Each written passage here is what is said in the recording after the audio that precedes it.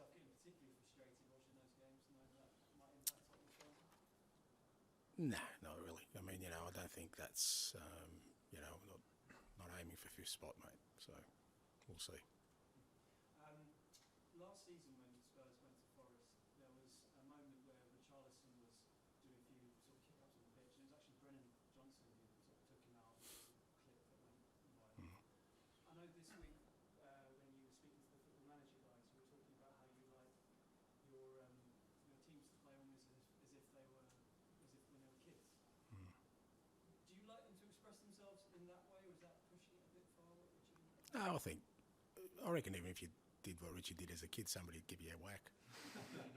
That's just part of football.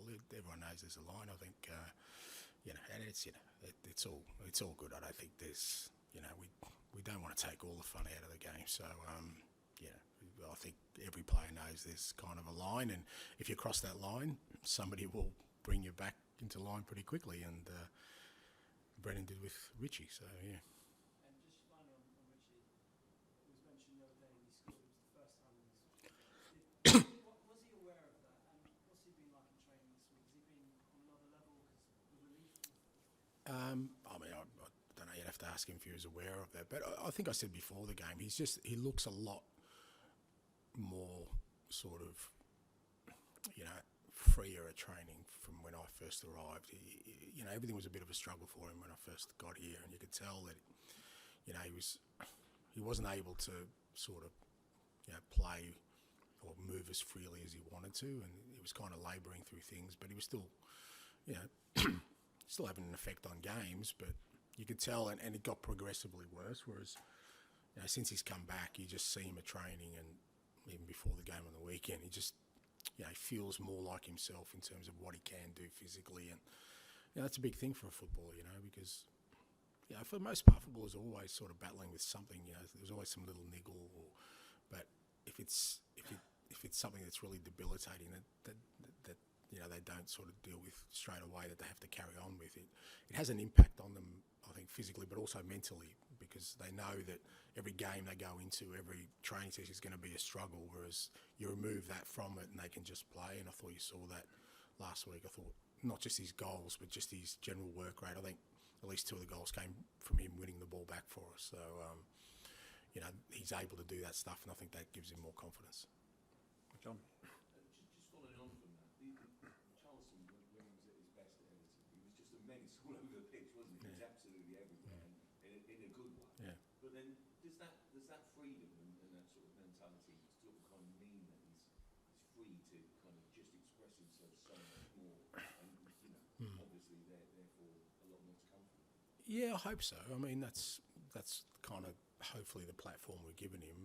Look, it's always a challenge for footballers. He came here and, like you said, he had a fantastic impact, in the Premier League with Everton, and he came here and again, whenever significant money is invested and the expectations rise, you're going to a club that all of a sudden is competing for honours. All those kind of things are the challenges you have to overcome when you come to a big club. And like I said, that coupled with kind of the physical sort of setbacks he's had, and then as a striker, there's usually just one thing people measure you by, goals, and all those kind of factors. So, but again, that's up to him now. He's, like I said, what we're trying to do is give him that platform, and he showed last week that he can be still be a real threat at this level, and both with and without the ball. And he's not going to be starved of opportunities here, and it's up to him now to take them and get his football to the level that we all believe he can. Can I just take you back to Brennan Johnson as well? Because obviously he's a young player, right, with a big price tag. How impressed have you been in the way that he has set? It hasn't weighed heavy on his shoulders, has it? No, I don't think so. I guess there's always some pressure there, and like I said, I always bear in mind that they're 22, and he's 22, and Destiny, Pape, 21, even Kulusevski, 23. They're all very, very young men still, and regardless of how much we say to them, don't worry about the price tag or don't worry about the expectations, they're human beings, so it affects them one way or another. And usually it's, you kind of hope you get an idea of the kind of people they are, from kind of the the trajectory their career's taken. And you look at Brennan, and he's had a really good upbringing and a really good foundation at Forest coming through there, and the way he's developed his football every year, that suggested to me that, you know what, even if he takes a little bit of time to adjust, he's shown already that he can go up levels. And I've been really pleased with him. Like I said, it's always hard when players come in late in the window, particularly to a new environment. It's not like we were already established and he's just got to plug in. The whole group was still learning how we're going to play and everything, and he's sort of walked in last minute. And I've been really happy with him. And the big thing for us is we know there's loads to come. John? I've been asked to ask about VAR, so I apologise. No, you haven't. You just want to ask it. Yeah.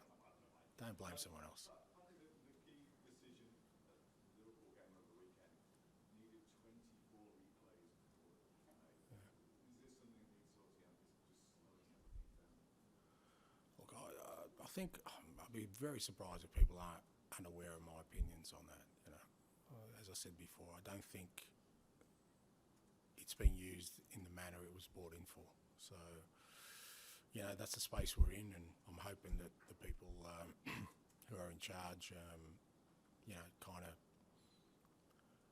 simplify the whole process into, so everyone can really understand why it's in the game, because I don't really know why it's in the game at the moment.